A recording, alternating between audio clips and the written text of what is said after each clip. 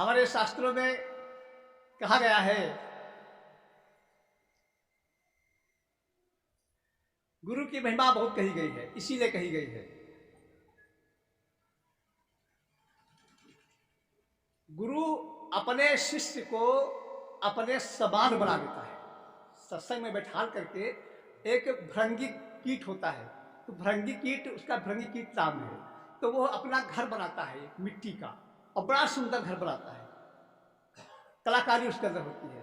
उसके बाद में किसी जीव को, छोटे से पतंगे को पकड़ लाता है और पकड़ करके अपने घर में रख देता है, और उसमें ऐसा कुछ सांग सुनाता है, कुछ ऐसी उसमें चुंबकीय शक्ति डाल देता है कि वो जीव, मरा हुआ जीव जिंदा हो जाता है और बिल्कुल वो भृंगी के समान ही हो जाता है। बोल चाल ढाल खाना पीना सब कुछ वैसे हो जाता है। तो इसीलिए सोचते हैं कि गुरु जो होते हैं वो यही करते हैं, धीरे धीरे सिखा करके, चुंबकीय शक्ति से आकर्षित करके और अपने भक्तों को अपने समान बना देते हैं। इसीलिए कहा गया है कि गुरु गोविंद दो खड़े, काके लागो पाए। अब देखिए कितना अच्छा बताया है कि गुरु गोविंद दो खड़े, काके लागो पाए। अब बलिहारी गुरु आपने गोविंद दियो मिलाए, यानी गोविंद को भी मुलाकात करवा देते हैं। एक बार गुरु भी खड़े थे और भगवान भी खड़े थे, चांस की बात। अब भक्त थोड़ा कच्चा था, तो उसने सोचा कि ये भगवान भी खड़े हैं जो त्रिलोकीनाथ हैं, और गुरु भी खड़े हैं, तो अब प्रणाम किसको पहले करें, दंडवत किसको पहले करें। अब दुविधा पड़ गया। अब गुरु भी खड़े हो एक तरफ भगवान खड़े हो, साथ में खड़े हो, अब किसके पैर छुओगे? पहले पैर उसी के छुए जाते हैं जो सर्वोपरि होता है। परिवार, ये याद रखना, परिवार में भी जाना, कहीं फंक्शन में जाना या घर में सब इकट्ठे हुए हैं, तो पैर छूने से गफलत न करना। जो सबसे आपका पूज्य हो, सबसे बड़ा हो, पहले उसके पास ले जाओ, उससे आशीर्वाद लो, उसके बाद में दूसरों को आशीर्वाद लो। यह नियम कहता है।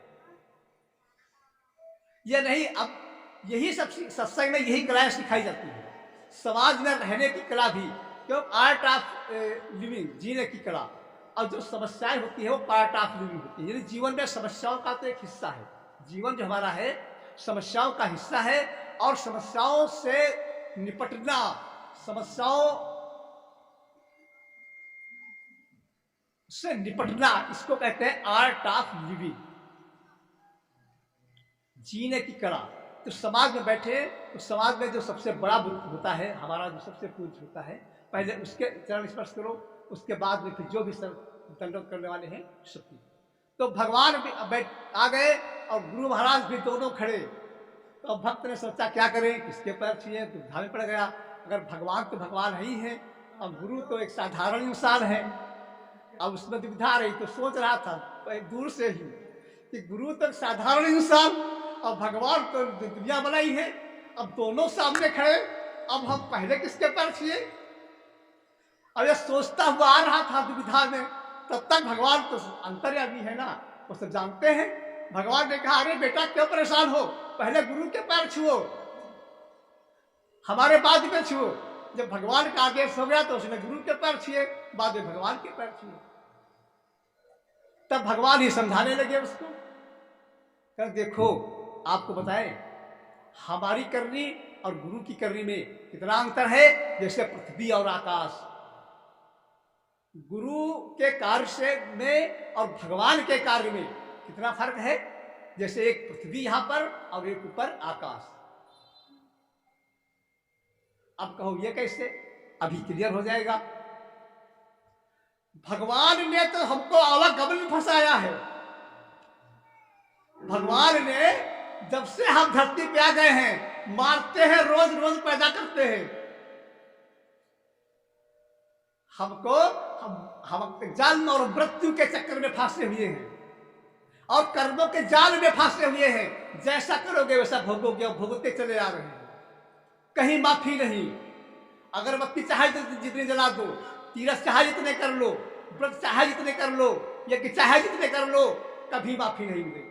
ये भगवान का काम, माफी नहीं देंगे। भगवान राम ब्रह्म का अवतार थे, उनको माफी नहीं मिली, किसको माफी मिल जाएगी फिर? माफी नहीं देंगे तो भगवान समझाने लगे कि देखिए हम भगवान तो हैं, लेकिन हम जन्म मरण के चक्कर में फंसे हुए हैं आपको, और कभी भी हम माफ नहीं करते किसी को। और आपके गुरु को ले लीजिए, गुरु जन्म मरण के चक्कर से छुड़ा देता है, बच्चा किसका बड़ा हुआ, और कर्मों को माफ कर देता है गुरु।